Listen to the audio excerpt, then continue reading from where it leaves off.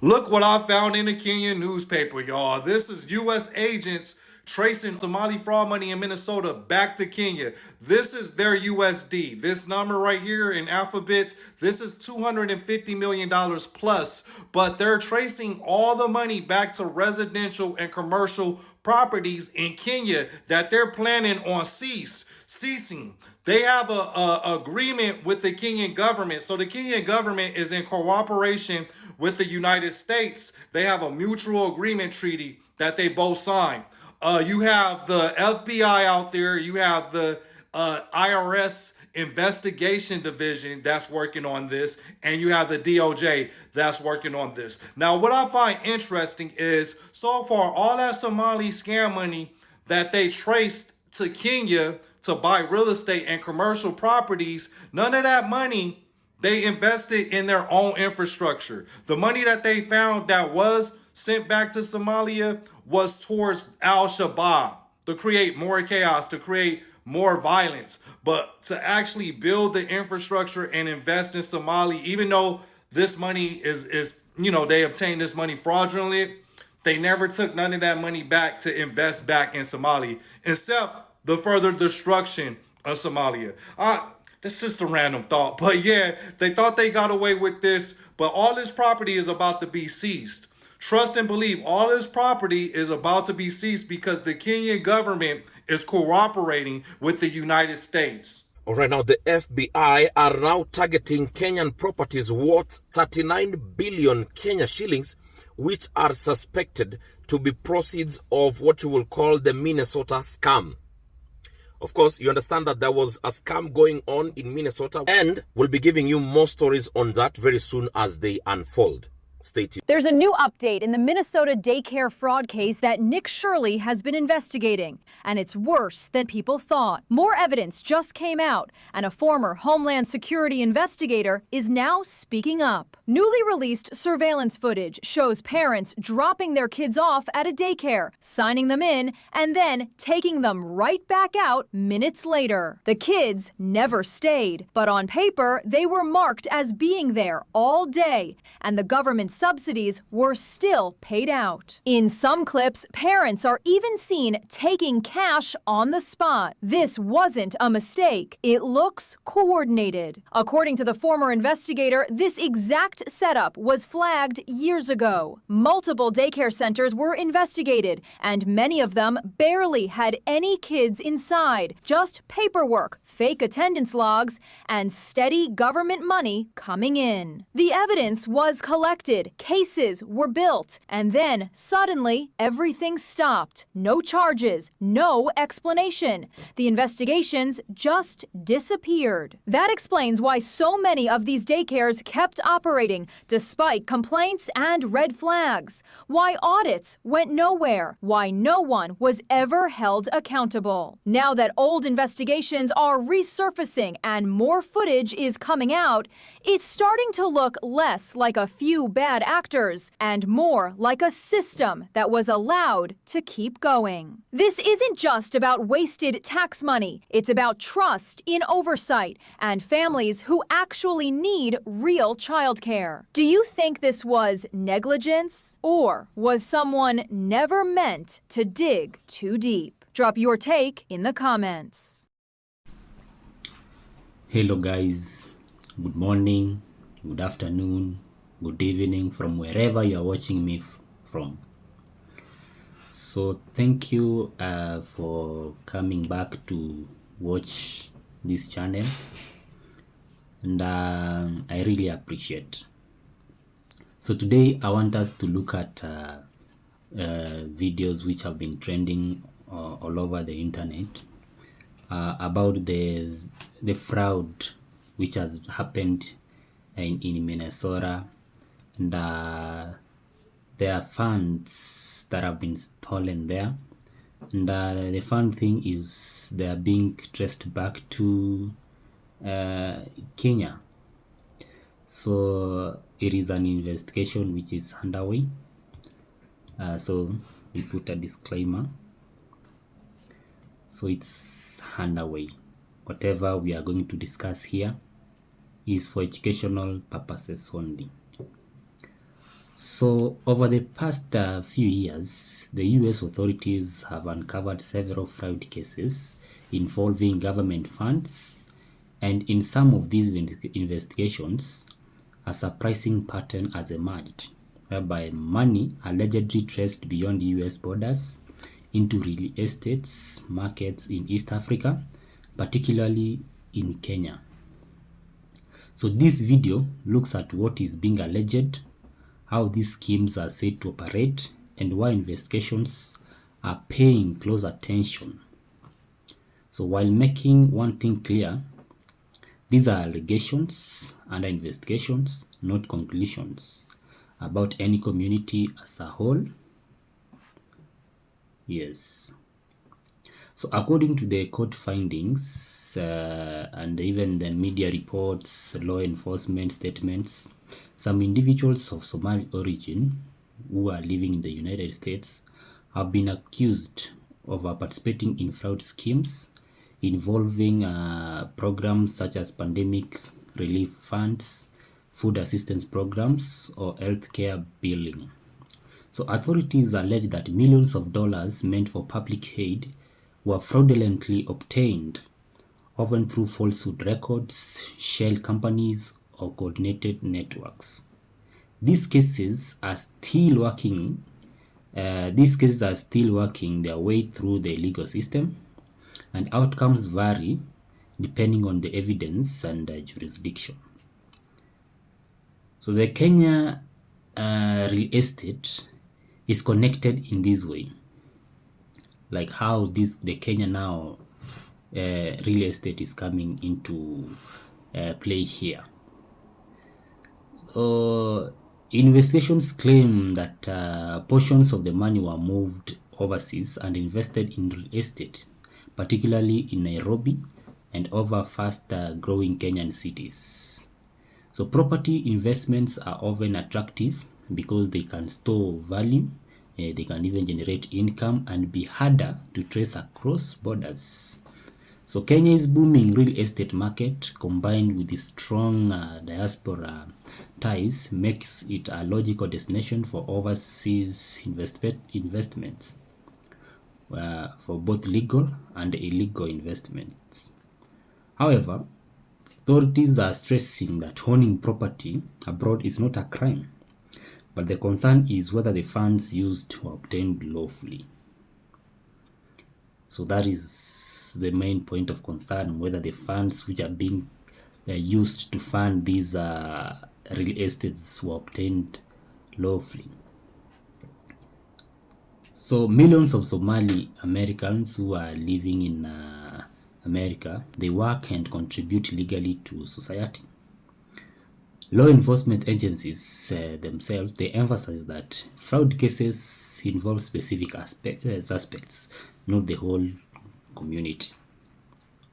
So let's continue watching the video, and we'll come back with more comments.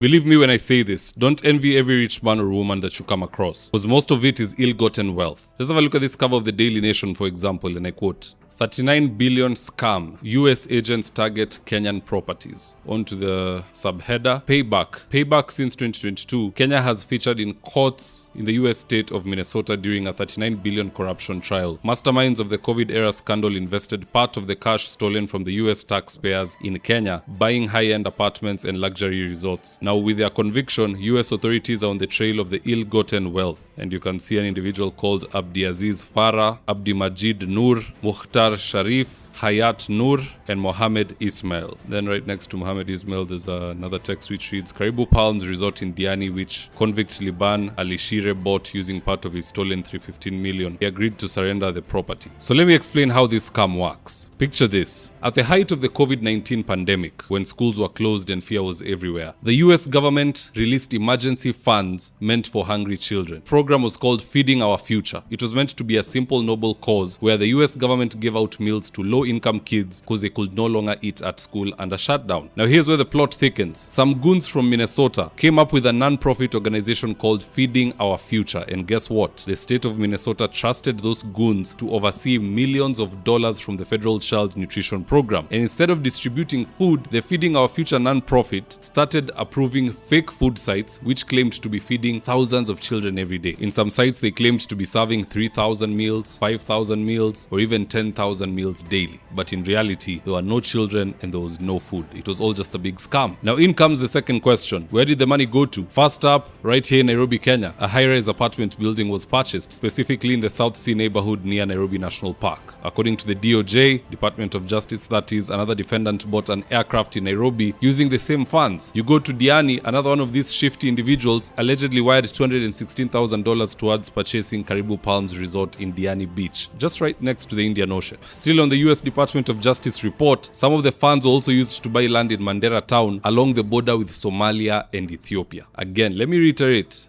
don't envy wealthy men and women. For some of them, we just never know how they came about those funds. These are people who are going to scam taxpayers abroad to then come and wash the money in this country. You have heard of South Sea, you have heard of Diani, you've heard of Mandera town. Others are even buying planes and they're chartering them to us. These are some of the things which need to be recouped by the US and Kenyan government, sold, and then we share the spoils. Sababu hii pesa hatuwezi rudishia wa America much as ni yao. The crime was committed on both countries. The funds were stolen in America, invested in Kenya. We will seize them, sell them, tukatane katikati nusu-nusu. Because that is what they would have done in America anyway. I don't think they'd send it all the way back to Kenya if at all. And this is what's going on in this country, left, right, center. Scammers si wale pekee wako Minnesota. Even this housing program, kuna watu wanakulia illegally. Overpricing cement, overpricing chuma ya D10, D12, D8, overpricing BRT. Everything is through the roof for the sake of somebody getting kickbacks and stealing from the nation. As we deal with these people who stole from America, we must also ask ourselves, who are these people who are currently stealing from this republic? Because pia wale wanaiba Kenya ni exchange program. Hawa wanaiba huko wanaleta hapa. Wetu wanaiba hapa wanapeleka Dubai na kwingine. So we must also start looking into that. But anywho guys, let's see what Kenyans on X had to say about this, and I quote. Brian Okello said, "From Minnesota to Minnesota." Well said, Brian. Godfrey Mugambi said, "Was just wondering how a Somali president could come open a big mall in Isili in the company of Duale, who has become very arrogant of late. He has kept very silent on this matter. Serikali ya majambazi ikiongozwa na jambazi." Combo Steve said, "The US government itabidi ianze kushindana na boma yangu kuuza nyumba. The Kenyan property market is saturated with overpriced houses." Information Technology said, "USA does not play with taxpayer funds. They have the reach and means to claw back their money." Sir Isaac Newton said, "In the same way that funds meant for development in Mandera, Wajir, Isiolo finds its way to Isli." Ironically, Isli was never mentioned in this report, but that's an interesting tweet right there. Gatonga Kairu said, "39 billion is just a drop in the ocean, literally. The fraud must be quite extensive. If the US authorities dig a little deeper, the entire of South B, C, and Parklands will suddenly become empty shells." Selector Physicus said, "Wakifukuzwa US watakuja Kenya. Please be vigilant. Nchi yetu isiwe another Nigeria, Sudan, ama..." That money in Minnesota that they scammed, you know where it went to? They brought up city blocks in Eastleigh, Nairobi, Kenya. Check this out. Somali people, you must tell us where you're getting this money. And I can tell you, every street in Eastleigh right now has more than 10 buildings under construction. You will see these buildings covered with nets and under construction and not yet complete, or at least recently completed. Every street. And remember, Eastleigh has 12 streets. First street, second street, all the way to 12.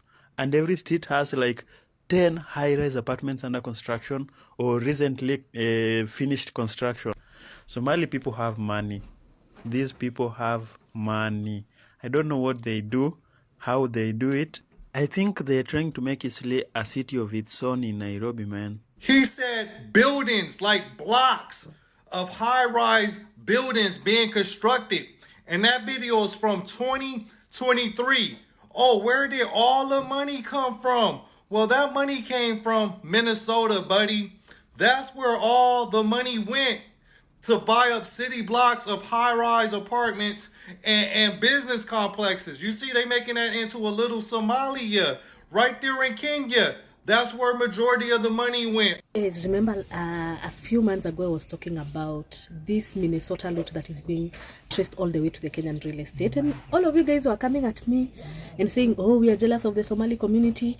But the real Kenyan Somali communities have been working hard and they are true Kenyans. But we're talking about those ones that have found a way to corrupt our system because, of course, the verification process was withdrawn by the government, and they have come to Kenya. They have brought this theft all the way to Kenya, and then now the real estate is under magnifying glasses by the Trump administration. Isili is being mentioned, Diani is being mentioned, Donholm and South Sea. Hizo pesa wanakujia kitawaramba.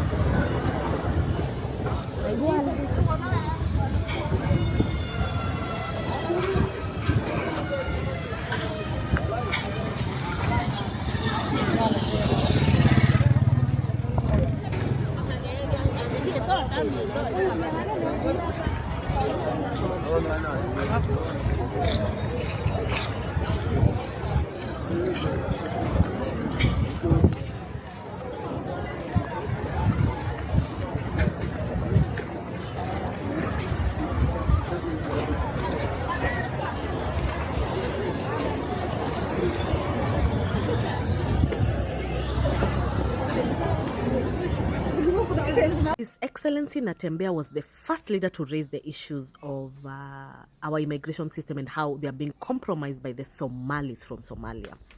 I remember the first video I did, I got a lot of DMs by Kenyan born and raised Somalis, our citizens, and how they are unable to even access or even get IDs because they don't have resources of these guys that come from Somalia and compromise the system. Let me tell you why it's dangerous for us as Kenya. First and foremost, this is becoming a very big issue in the US. What is happening in Minnesota is trailing back all the way to Kenya. Our passport will continue to be weakened. We are going to be identified as a country that harbors and encourages money laundering in this country by those guys all the way from Minnesota. And so that will be bad for business for us. Soon and very soon, the American government and the FBI will be landing in Kenya. Yes, and they will be coming to arrest some Somalis who frauded the American government of 250 billion US dollars. You understand? So these Somalis kumbe wanakuwaga fraudsters. Unaona, wamejenga manyumba refu refu, wamejenga ploti zingine mingi mingi, kumbe hii pesa inakuwaga pesa ya kuoshwa ama pesa ya kuibwa. That is what is now turning out. Walidanganya the government of America huko Minnesota that wanataka pesa ya kuenda kusaidia watu. Kumbe hizi pesa waliziturn na waka-invest into real estate. So let us wait for the American government and the FBI to come and collect these crooks and take them back to where? To America, because I know they'll be charged in America. Take a look at what the Somali gangs did in Minnesota during the $300 million Feeding Our Future scam, and it really ties this entire thing together. We have new details on a jury tampering scheme at the center of a major fraud case. Federal prosecutors indicted 5 people for their roles in offering a juror $120,000 for a not guilty verdict in the Feeding Our Future fraud scheme. The U.S. attorney says the group targeted juror 52 because she was the youngest juror and appeared to be the only juror of color. According to court documents, they dug up information on her family online and even put a GPS tracking device on her car to track her whereabouts. During their investigation, investigators uncovered a video of one of the defendants leaving a bag of money at the juror's home. You may recall the juror came forward with the bribe, and 5 of the 7 defendants were found guilty of fraud.